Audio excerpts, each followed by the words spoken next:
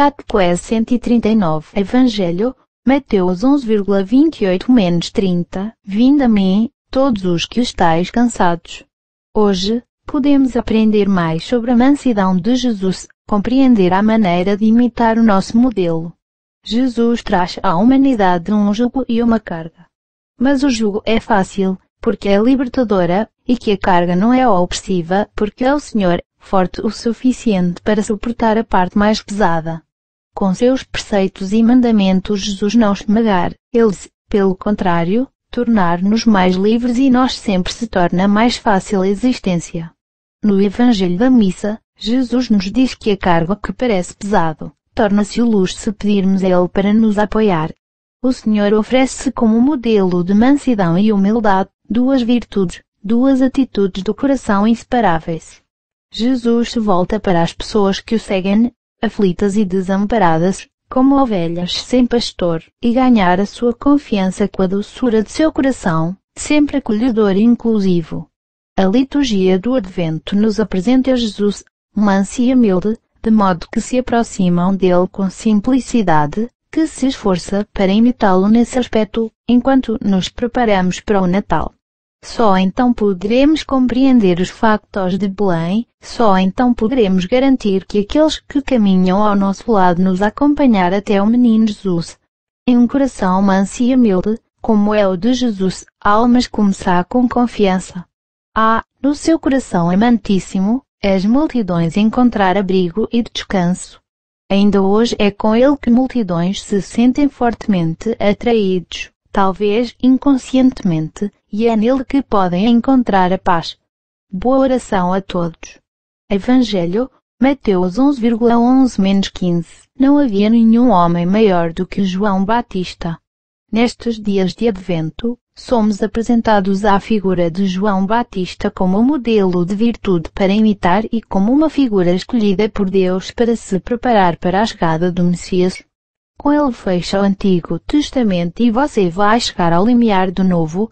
O Evangelho nos faz pensar que a Igreja sofre violência por parte dos poderes do mal, sofrimento e violência como alma bem a cada dia, com tendência para o pecado, como resultado da queda dos nossos primeiros pais.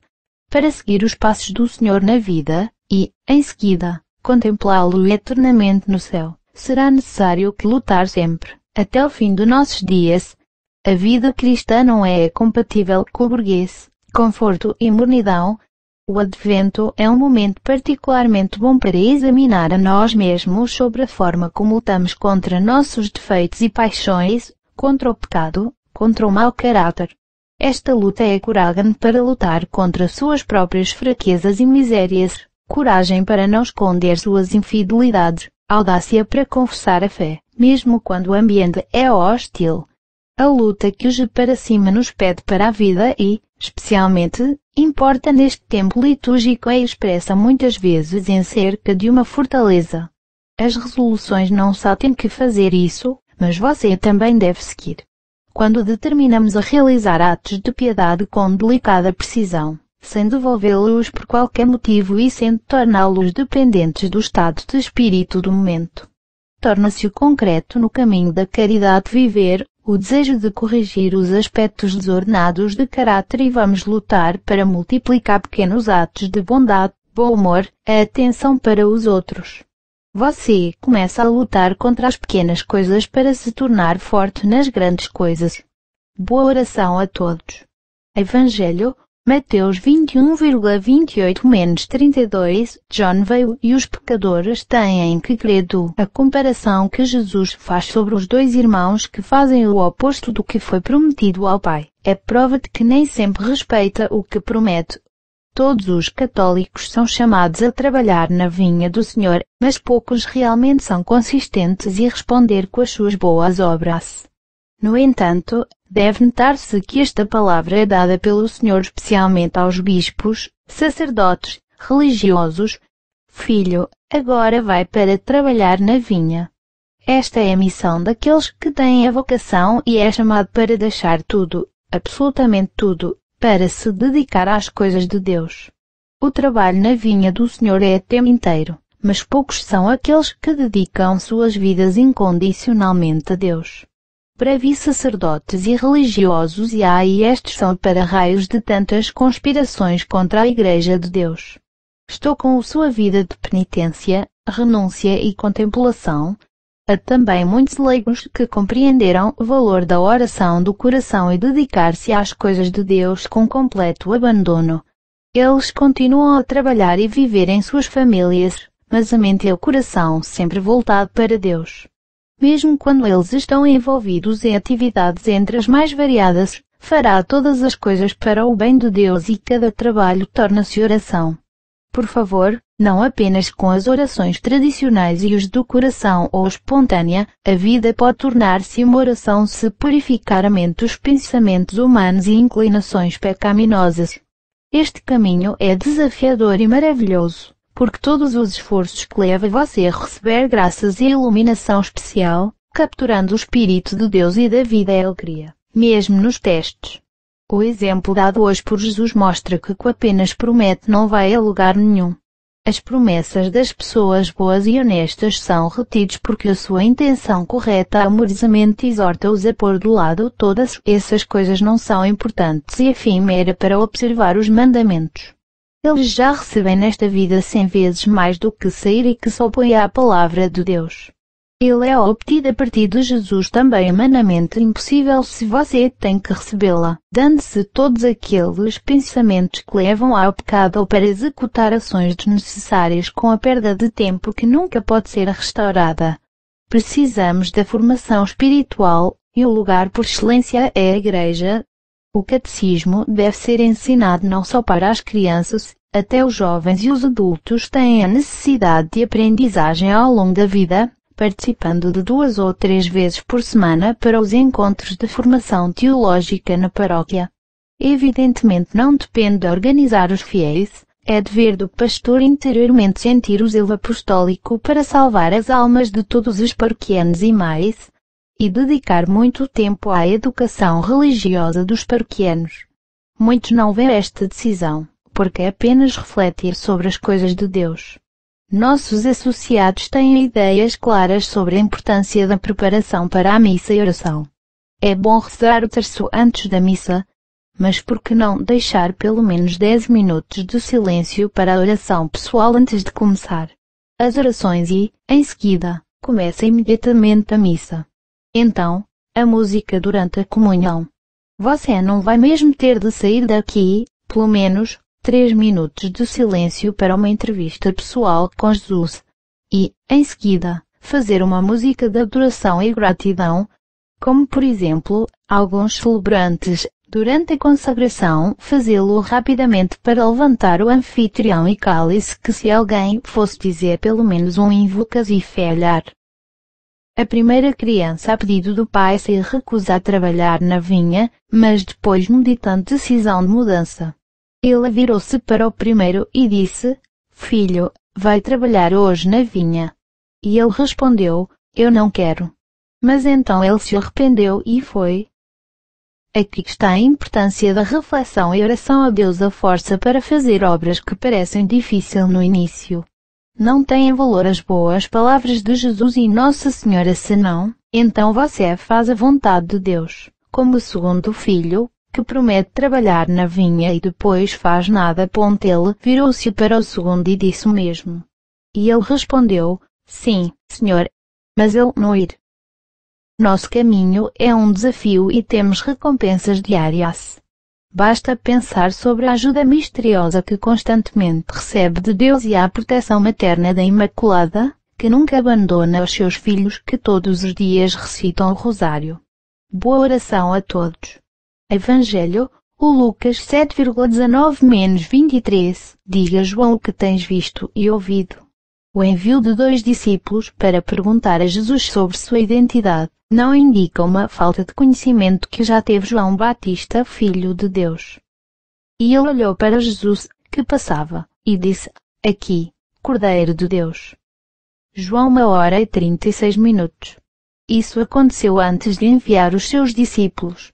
Batista não tinha dúvida, mas os seus discípulos tinham a necessidade de entender, porque são enviados para perguntar, és tu aquele que há de vir ou devemos esperar outro?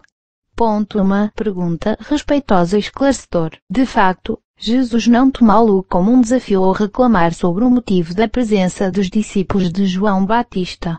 Pelo contrário, ele está feliz de vê-los diante dele e para dar uma resposta imediata para eles, mostra sinais de que só pode levar aqueles que vêm de Deus.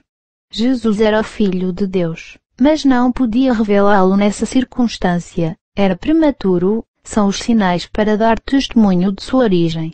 Naquela mesma hora, curou muitos de doenças, sofrimentos e espíritos malignos, e deu vista a muitos cegos.